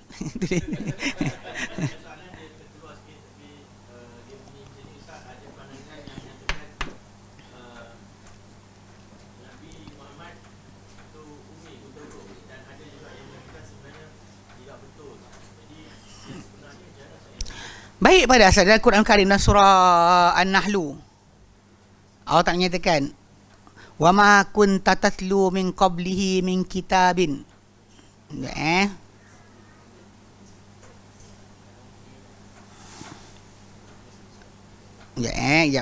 Ayat nombor 1 ayat. Okey kan? Surah Yunus ayat 61. Ankabut 48. Ankabut 48 Allah nyatakan dalam ayat berkenaan ayat 48 surah Al-Ankabut. Allah nyatakan wa ma kunta tatlu min qablihi min kitabin, dan tidak engkau hai Muhammad membaca sebelum daripadanya itu Quran sebarang kitab. Wala takhutuhu biyaminik, dan engkau takkan tulis pun dengan tangan kanan engkau. Ever. Pasal satu past tense. Kan? Engkau tak dahulu tak pernah baca sebelum Al-Quran sebarang kitab, dan kau takkan tulis ia dengan tangan kanan kau. Kalau kau boleh buat, idzal lartabal mubtilun, kalau kau boleh buat maka nescaya akan ragu-ragulah, menjadi ragu-ragulah orang yang membatalkan hujah kau sebagai seorang rasul. So diorang akan ada alasan kata Muhammad sallallahu alaihi wasallam ambil ilmu tadi daripada ahli kitab, tengah-tengah malam baca kitab. Dia tajuk ni macam ni, yang geng yang kata masalah Nabi ni boleh membaca sebenarnya. Dia kata pasal dia kata ummi ni sifat yang hina. Ummiyah sebenarnya yang pada orang Arab ni dia unlettered. Bukan illiterate. Dia satu buta huruf, satu tak boleh membaca sebenarnya. Tidak boleh membaca. Dia pasal diorang dari segi pentadbiran faham Kalau zaman kita sekarang ni orang tak membaca, tak pergi sekolah, dia ada idea dia bangang, dia tak pandai. Dia tak reti berfikir. Orang Arab dalam keadaan mereka tak pandai menulis, tak pandai membaca, kan? Diorang ada kepakaran untuk mentadbir harta, jadi orang kaya dan sebagainya. Kena faham tu. Maksud dia itu tak pernah ada masalah. So bagi mereka pun tak penting. Pasal kehidupan diorang tak perlukan kepada itu. Itu maksud asal. Lepas tu ummi tu sifat dia bukan Nabi saja. Bahkan Arab tu sendiri adalah sifat ummi. Maksud dia tak concern berkenaan tulisan. Bahkan di kalangan para sahabat pandai menulis pun sikit sahaja, bukan ramai. Sebab tu Nabi SAW sendiri bila nak menulis Quran, wahyu Quran, baginda berikan lantik daripada ramai para sahabat tu 42 orang je. Ramai para sahabat, 42 orang je Nabi terima untuk jadi penulis Quran. Bahkan baca balik tentang sirah macam mana Nabi SAW berikan tawaran kepada orang musyrikin yang ditawan dalam perang Badar. Siapa nak bebas, tak boleh bayar, boleh, tapi ajarkan anak-anak orang Islam membaca dan menulis. Kenapa itu yang disuruh? Sebab memang benda tadi rare, tahu tak? Jarang atau janggal untuk orang pandai membaca. Benda tu biasa. Jadi pada sudut asal diorang unlettered, tak kenal huruf tadi, tak dibiasakan, itu biasa. Tapi diorang pandai mentadbir, tahu untuk mengurus hidup dan sebagainya. Jadi hartawan, jadi jutawan, boleh. Tak, walaupun tak kerti baca. Dia bukan tak sekolah macam orang kata tak sekolah tu. Zaman dulu memang diorang dapat kemahiran tadi secara hidup, bukan melalui sekolah. Zaman kita mesti masuk universiti, masuk sekolah sebagainya, baru dapat membaca dan sebagainya lah. Ini sudut yang kena faham betul. So ada orang dia kata macam benda ni hina untuk Nabi kalau kita kata tak kerti membaca. Sedangkan bukan Nabi seorang, semua sekali Arab macam tu. Dan benda ni untuk Nabi mulia sebenarnya. Macam kalau kita aplikasikan pada nama-nama Allah Ta'ala tertentu, macam Jabbar, Mutakabbir, kan ini nama-nama yang tak layak bagi hamba, tapi layak bagi Allah. Nah, kalau macam Mutakabbir, membesarkan diri, kan, benda tersebut kalau seorang hamba buat kan tak senonoh. Macam wah bagus menantu Cik Iyah, sombongnya. Dapat mana? Ambil mana kan menantu sombong, kan? Tapi bila benda ni balik pada Allah Ta'ala, dia adalah layak. Perkara yang layak bagi Allah, hina bagi makhluk. Macam ni masalah ummi ni Nabi SAW tadi. Tak boleh baca orang yang kata masalah apa, masalah dia kata benda ni ada apa, tak pernah ada sejarah Nabi baca pun. Tak pernah ada sejarah. Bahkan ketika perjanjian Hudaibiyah tahun ke-6 Hijrah tu, ketika mana penulisan perjanjian ni antara antara musyrikin Mekah dengan Nabi SAW. Kan Ali tu kan tulis. Ketika tulis tu, mula-mula tulis Ali tulis Bismillahirrahmanirrahim. Husain bin Amr kata kami kenal Allah tak kenal Rahman Rahim. Tulis macam kita biasa tulis Bismikallahumma. Tulis biasa-biasa. Nabi pun kata dengan Ali tukar Bismikallahumma. Ini perjanjian di antara Muhammad Rasulullah. Ditulis tu. Lepas tu Husain bin Amr kata kalau engkau Rasulullah, kami dah tulis percaya kat sini dalam ni perjanjian ni, kami lawan kau buat apa? Tak mau. Tulis macam mana Muhammad bin Abdullah. Ketika tu Ali bin Abi Talib tak nak padam. Engkau Rasulullah, aku tak nak padam. Sekali berkeras, sekali Nabi kata dengan Ali, mana dia? Mana kalimah tu? Tu Ali tunjukkan Nabi yang garis. Ini jawapan Ibnu Abbas kepada geng Khawarij bila mana Ali tak nak pakai gelaran Amirul Mukminin. So dia kata kalau Ali bukan Amirul Mukminin, Ali Amirul Kafirin. Lepas tu dia kafirkan Ali. Lepas tu Ibnu Abbas ketika jumpa dia jawab dengan kisah ni. Dia kata Nabi pangkah, Nabi garis atas Muhammad Rasulullah tu untuk tulis Muhammad bin Abdullah. So Nabi letak jawatan ke? Ini bukan kazab tu memang letak jawatan. Saya letak jawatan.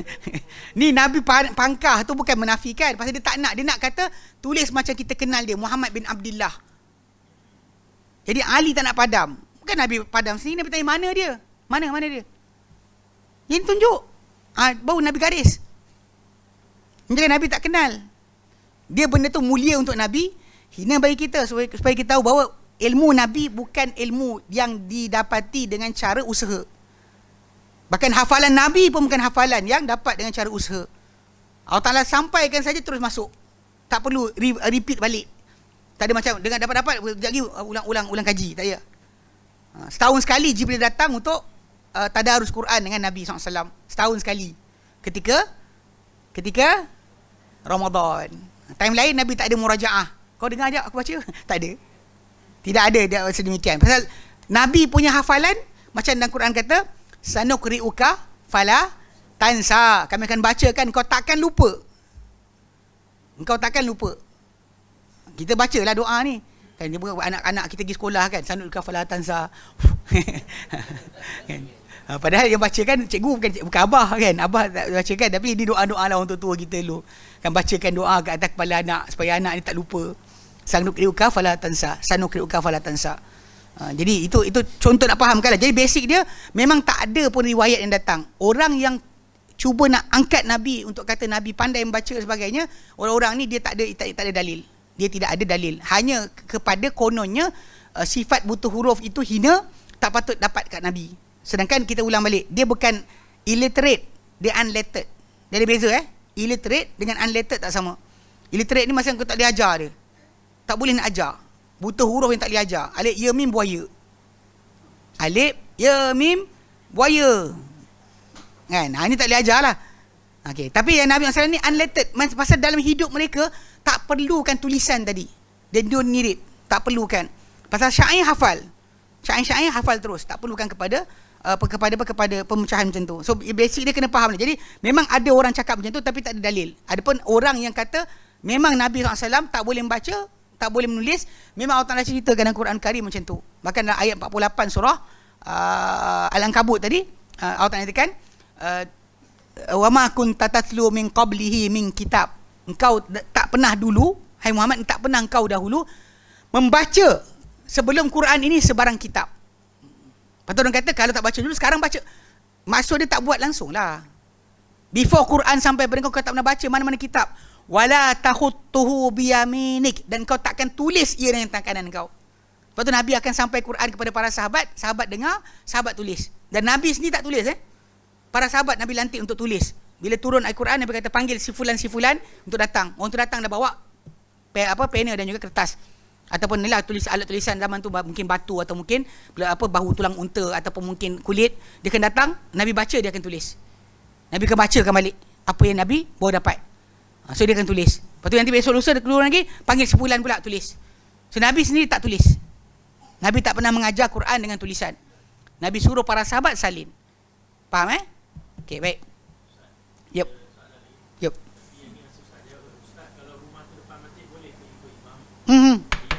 Sebut dah akak tadi, boleh?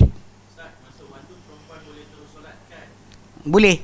Pasal saya dengar dulu ada orang kata, dia kata perempuan yang tunggu imam ambil khutbah baru boleh untuk solat. Tak ada. Tadi tak wajib pun ikut jemaah tadi. Bahkan pada orang yang tak wajib datang Jumaat. Contoh macam macam orang yang sakit ke, kan? Dia boleh saja terus solat Zuhur. Atau orang musafir kan, masuk waktu solatlah Zuhur, pun salah dia. Dia tak perlu jadi macam tunggu kan. Ni dah habis Jumaat belum? Nak solat ni tapi Jumaat tak habis lagi. Janganlah. Itu tak ada. No such thing. Cuma orang yang tak hadir Jumaat tadi berdosa lah kerana tak hadir dengan sebab-sebab yang tak munasabah. Kan? Contoh macam kes tadi, kenapa tak nak hadir Jumaat? Sebab tak ada booster. Dia tak nak hadir. Ataupun dia tak nak ambil booster kerana benda tu ada masalah ikut akal dia, tapi benda tu sebenarnya tak ada masalah ikut pada keadaan sebenar. Itu masalah. Dia tak boleh jadikan macam tu alasan untuk tak nak. Bahkan dia kan ada istilah, ada satu kaedah, ma la yatimul wajibu illa bi fa wajibun. Apa-apa yang tak sempurna kewajipan kecuali dengannya maka ia adalah wajib. Betul, ambil lah. Kan? Tapi sekarang ni mungkin lepas jadi endemik tak wajib dah, alhamdulillah lah. Dia pun rasa macam dia akan hidup tak mati-mati. Siapa yang ambil ni mati. Tak apalah. Tengok siapa mati dulu.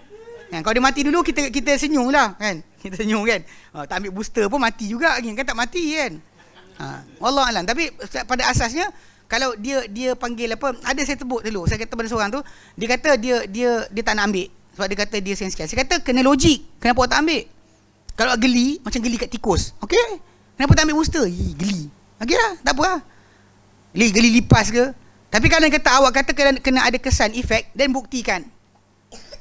Buktikan dengan contoh, sebut 29 juta orang ambil vaksin, berapa persen yang kena side effect tadi. Buktikan. Dan katalah dan buktikan juga bahawa sebelum daripada vaksinasi, penyakit tak pernah wujud. Contoh macam orang tiba-tiba lumpuh, tak ada. Ada? Tiba-tiba lumpuh. Ke sebelum vaksin tak ada? Ada je.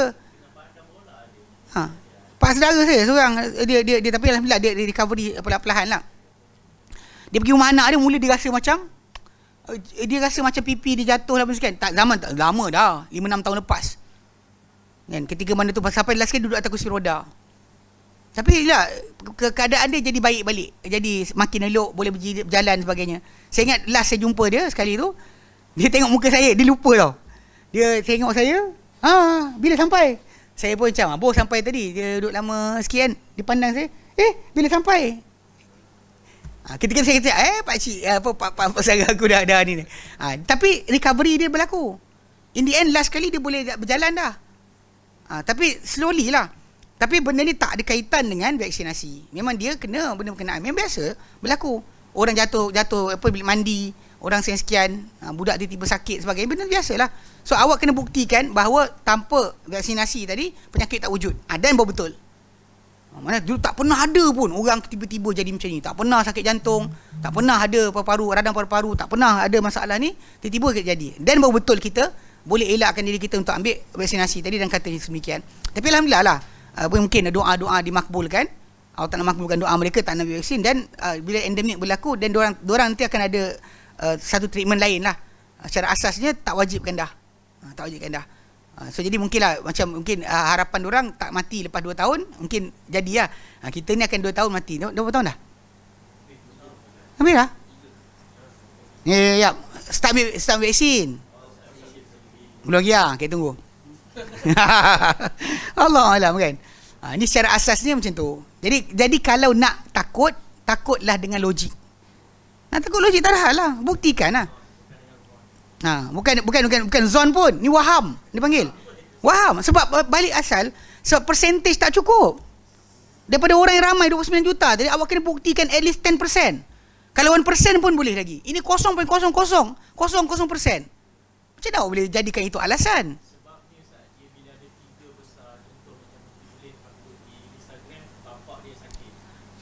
Problem dia sendiri cakap bahawa dia ambil tak ada masalah, mak dia ambil tak ada masalah. Dia cakap dia macam tu. Tapi kita kebetulan kena, kan, macam balik pada asal dia kan, bila memang kena cakap macam ni. Sebenarnya bapa saya tak pernah kan ada kena ni, takkan ada penyakit ni kalau bukan kerana sekian. Boleh cakap macam tu ke? Tak boleh cakap macam tu. You cannot say something like that. Dan pasal balik pada asal, memang kita tengok harian kita kan, memang ada orang-orang yang kena. Memang ada orang yang tanpa kes vaksin ni pun tiba lumpuh, tiba sakit jantung, tiba paru sekian, tiba kidney failure, tiba kan. Iyalah, tiba kan, tiba. Okey. Baik, jadi maksudnya itu pahaman kita. Alhamdulillah, semua alhamdulillah kan. Bila kita kata dengar berita ni, so kita harap Allah Taala jadikan ia kenyataan. Nanti kalau tidak kan jadi April Fool pula pada geng-geng ni kata, dia kata April Fool kan. Tak idea apa, itu bukan tajuk dia. Semua Allah Taala angkat dari kita wabak penyakit ini. Benda. Ustaz, kalau ada solat jenazah lepas solat Jumaat, boleh tak yang hadir solat Jumaat sekali? Tak ada bid'ah kan? Tak ada bid'ah. Apa-apa solat sekalipun. Perempuan solat Jumaat sekali? Boleh juga, tak salah pun. Cuma kalau ada ruang lah. Kalau di Yaman ada masjid-masjid tertentu, dia ada khas untuk perempuan masuk. Dia ada masjid yang ada. Macam Masjidil Haram sendiri, Masjid Nabawi ada ruang untuk perempuan hari Jumaat. Tak tahu Ya, soalan tak tahu Kau lah, bukan tak tahu, sebab nak pergi beli belah. Ni ingat kan. Jalankan tabung masjid pada masa khutbah raya. Salah juga, tak ada kaitan. Khutbah kita dengar khutbah lah. Tu pasal saya buat tabung tadi. Selepas solat Jumaat, boleh buat solat sunat tak? Ba'diyah. Memang selepas solat Jumaat memang ada sunat ba'diyah dia yang Nabi SAW sebutkan. Bahkan dari riwayat yang datang, ada riwayat yang datang sebut Nabi solat 4 rakaat dekat masjid, 2 rakaat dekat rumah. 2 rakaat dekat rumah. Kalau solat di rumah Nabi solat 2. Kalau Nabi solat di masjid Nabi solat 4. 4 rakaat lepas daripada solat Jumaat. Ini pun antara sunnah yang ditinggalkan. Qabliyah tak ada. Qabliyah tidak ada. Tapi qabliyah tu maksudnya kalau dia kata sebelum daripada imam naik mimbar, anda boleh nak solat banyak mana pun. Bangunlah solat, bangun solat sepanjang waktu imam tak sampai lagi. Once imam sampai, bagi salam, stop solat. Okey. Kemudian bila imam mula khutbah, stop cakap. Okey, baik. Ada lagi satu dia kata mungkin macam orang yang boleh berbahasa cakap Jawa tapi boleh menulis, boleh bercakap tapi tak boleh menulis. Mungkin dia kata Rasulullah. Memang Rasul cakap Arab. Ya haula wala quwwata illa billahil azim. Tajuk dia tak boleh nulis, memang tak boleh nulis lah. Memang Nabi SAW memang cakap Arab. Dia cakap apa? Memang Nabi cakap Arab. Bahkan mak dia kan, dulu kan atuk dia hantar dia untuk disusukan di Bani Sa'ad. Kan kabilah. Untuk belajar, untuk ambil bahasa daripada kabilah-kabilah Arab tersebut. Yep. Tapi itulah Ustaz, kadang-kadang tabung orang sebelah dah tolak, lepas tu kita buat tak tahu, di tweetnya pula kita suruh tolak ke sebelah. Tadi saya buat tak tahu je. Kalau saya duduk tepi sekali tu, saya tolak ke tepi, lepas tu orang tarik. dia nak buat juga. Saya tarik tapi dia tolak. Tak ada buat tidur. Tak ada buat tidur. Buat tak tahu je. Yep.